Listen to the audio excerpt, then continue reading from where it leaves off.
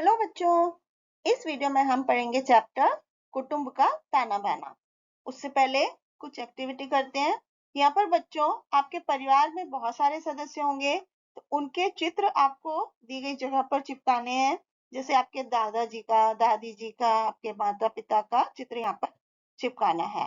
तो आइए देखते हैं बच्चों, इस चैप्टर में हम क्या सीखेंगे, क्या जानेंगे। इस पाठ का उद्देश्य है कि परिवार के महत्व को समझना और परिवार में सहयोग की भावना को विकसित करना, और नैतिक मूल्य है कि परिवार में मिलजुल कर रहना और कर्मठता सिखाना। तो बच्चों, इस पाठ का परिचय अब हम पढ़ेंगे। मनुष्य का बच्चों एक स्वभाव होता है कि जो भी चीज उसके पास होती है वो उसकी महत्व को नहीं समझता, और जब वो उनसे अलग हो जाता है तब उसे उन चीजों का महत्व समझ में आता है।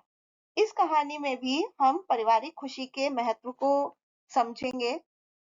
तो आइए पढ़ते हैं कि मुझे पता है कि मैंने यही रखी थी। अब ऐसे मेज पर अपनी किताबें ढूंढ रही थी वर्षा, और ऐसे ही सोचा उसने कि मैंने यही रखी थी, ये कहाँ गई होंगी। और दरवाजा खुलते ही वो मुड़ी और उसके साथ कमरे में रहने वाली अक्षरा ने प्रवेश किया। अरे अक्षरा, क्या तुमने मेरी लाइब्रेरी वाली किताब देखी है? कल लौटाने की अंतिम तारीख है, वर्षा ने उससे पूछा। तो अक्षरा के चेहरे से साफ झलक रहा था कि उसने कोई गलती की है, और वो बोली कि जब मेरी दोस्त शैली आई थी तो उसने वो किताब देखी थी और वो उसने उसे दे दी। उसने जल्दी लौटाने का वादा किया है, और उसने फिर उससे फोन पर पूछ क्यों नहीं लेती, ऐसा बोला। कि अक्षरा को फिर शैली का फोन नंबर ढूंढते देखकर वर्षा ने ठंडी हवा भरी कि उसने कितनी ही बार ये चाहता कि उसका कमरा अलग होता, लेकिन वर्षा जो थी वो अक्षरा पर निर्भर थी, जो स्कूल खत्म करके कॉलेज के फर्स्ट ईयर में थी।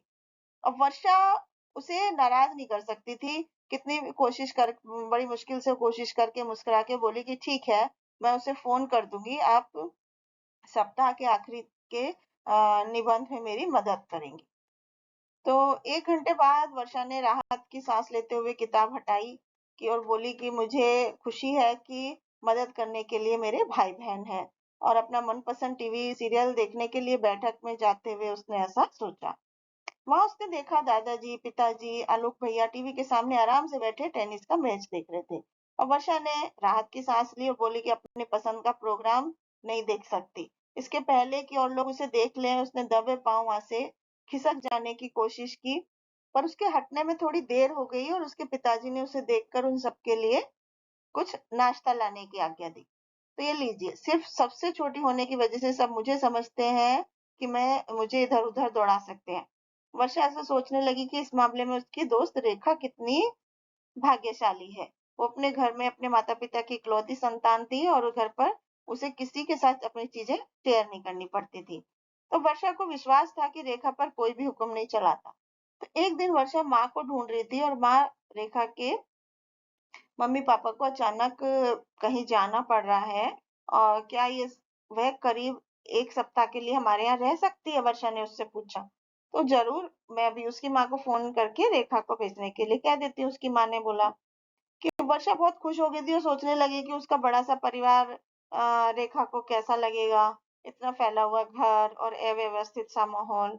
उसकी बहुत इच्छा थी कि वो रेखा को अक्षरा और अपने साथ ठहरने की बजाय एक अलग कमरा दे पाती। अब उसको चिंता करने की जरूरत नहीं हो रही थी। रेखा को ये व्यवस्था बहुत ही पसंद आई। उसे लाइट बुझ जाने के बाद देर तक वर्षा और अक्षरा से गप्पे मारना बहुत अच्छा लगा, और खाने के बाद पूरे परिवार के साथ स्क्रैबल और हैप्पी फैमिलीज खेलने में उसे बहुत मजा आया।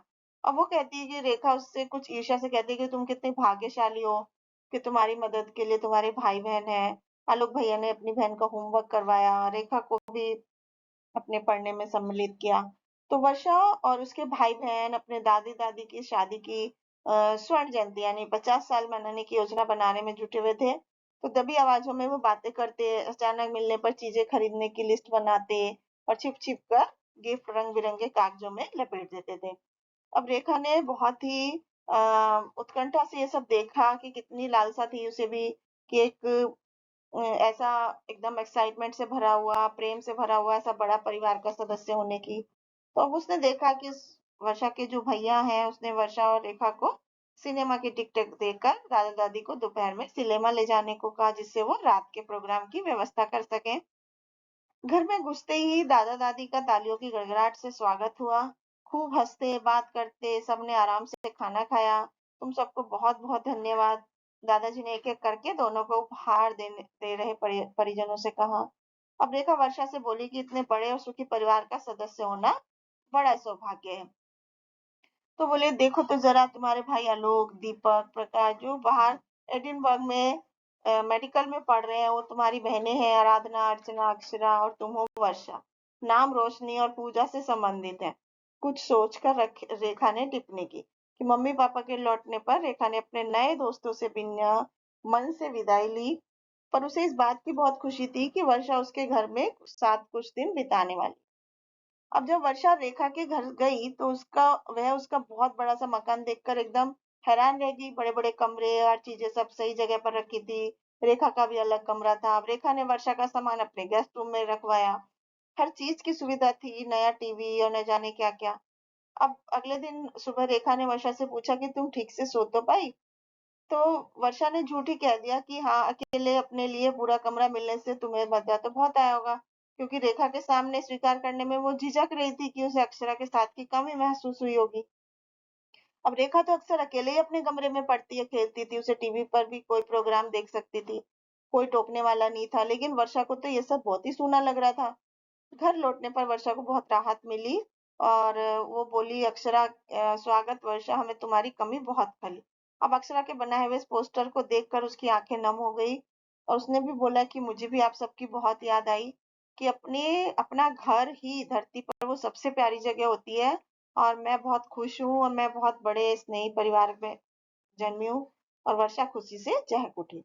तो बच्चों, इससे हमें क्या जीवन मूल्य सीखने को मिलता है कि हम सबको परिवार का महत्व समझना चाहिए, मिलजुल कर रहना चाहिए और परिवार में एक दूसरे की मदद हमेशा करनी चाहिए।